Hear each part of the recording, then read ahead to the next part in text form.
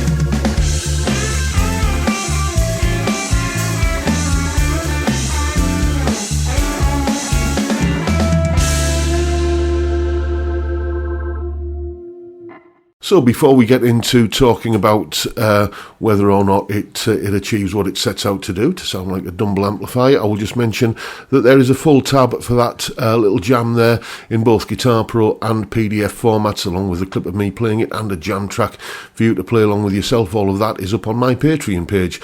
There's the address on screen, link in the description. As I'm sure you know by now, it's $3 or £3 a month, and you get access to all of these additional goodies that go along with these YouTube videos. A massive, massive thank you to everyone who supports me in that or any of the other ways, all of which are linked down in the description. So, the tone of the pedal, I got to tell you, I wasn't expecting it to sound as good as it did. You know, when people talk about the Dumble tone, what they really mean most of the time is Robin Ford's guitar sound, because there isn't any such thing really as a Dumble guitar tone, because each and every amplifier was handmade, bespoke to the requirements of the client by Mr. Dumble, and because it's only one man making, there was only one chap making these amplifiers, and you know, demand was so high for them, prices rocketed accordingly. So, you know, can a £35 pedal get you anywhere close? Well, I think it kind of did. It doesn't have the kind of responsiveness that I imagine a Dumble amp would have. I say I imagine because I've never played through one, and I'm never likely to because I haven't got that kind of money. it doesn't have the responsiveness of a good valve amp, let's say, but it does kind of give it a snapshot of that kind of Dumble-esque kind of tone, the smooth, warm overdrive, especially that you associate with Dumble amplifiers. Let's have a look at the picture of the pedal again. I'm going to show the actual kind of pedal in real time in a moment. Those settings there are where I was sat for kind of the solo part. The gain is at what, 2 o'clock there maybe. I had the gain backed off to about 9 o'clock for the clean strummy kind of chords on that 4-bar intro. The top controls there, the little mini controls, you can see volume, voice and tone. For voice and tone, I would just kind of say volume, middle and treble, basically. It's that's the way that those controls kind of presented themselves to me. Inevitably, most people who buy any kind of pedal are going to be using it not in the way that I just did there, which is, straight into an interface or maybe front of house at a gig. You're going to be running it into an amp, so that's what I'm going to do now. I'm going to go into the clean channel on the Blue Guitar Amp 1 and into the front of that I'm going to put the Dumbler pedal like that. So that's what I'm about to do. Let's switch over to the camera that I've got focused on the pedal there. So as I say, I'm going into the pedal. This cable here is coming from my guitar. This cable is going to the input of the Blue Guitar Amp 1. Then the output of that is going into Reaper, and I'm recording it. So let's have a listen to what the basic tone is that I'm getting on this Faisley Telecaster copy. Middle pickup setting, kind of both pickups on. It sounds like this.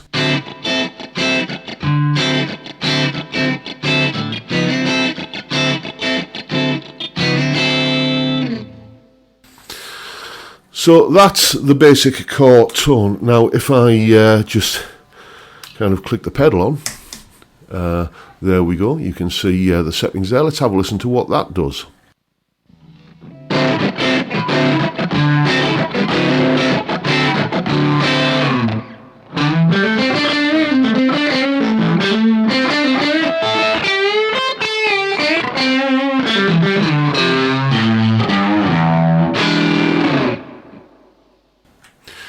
As you can probably hear, I've got a little bit of delay on there. That was still in the middle pickup setting, or the middle position setting on the on this T-style guitar. Let's go to the bridge pickup and see what that does.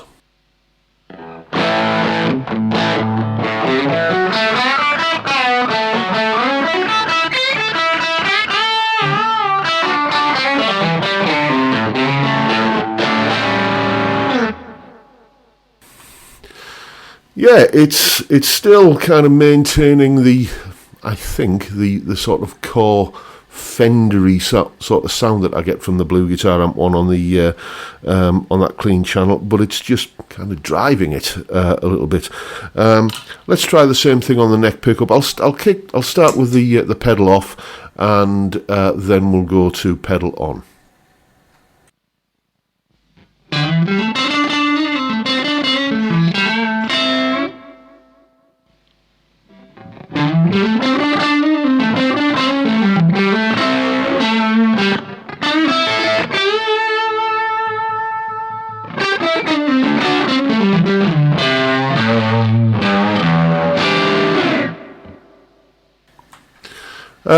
Yeah, let's come back to you here. So it's got something of the flavour of that Robin Ford kind of sound, which, as I say, is what most people think of as being the Dumble tone. But it does feel a little bit like it's trying too hard, maybe. I don't know. It doesn't feel quite as responsive as like when I'm using another one of my favourite pedals that you see me using all the time, the new X-Horseman pedal. That drive pedal there sounds or feels, it gives a really kind of touch-sensitive, responsive feel when you're playing through it. this Dumble pedal. It does exactly what it says, I think, and what you can reasonably expect a 35, 40 pound pedal to do. It gives you a snapshot of the sound, but if you're thinking that you're going to get an identical tone to a kind of hand-built tube amplifier that costs thousands of pounds out of a 35, 40 pound pedal, then you need to kind of you need a bit of a reality check, I think. I like the pedal. And for if I didn't already have access to that kind of tone, which I kind of do, the modern channel on the Blue Guitar Amp 1 gives a bit of that sort of kind of boogie-ish, Dumble-ish kind of flavour if you tweak the controls correctly. So I've kind of already got that sound on tap if and when I need it. But if I didn't, would I get one of these pedals? Well, yeah, it's like 35, 40 quid, as I keep saying. And it produces a nice sound. So, what's not to like about that? All I'm saying is don't expect it to sound like the real thing for, kind of pennies, because it just doesn't.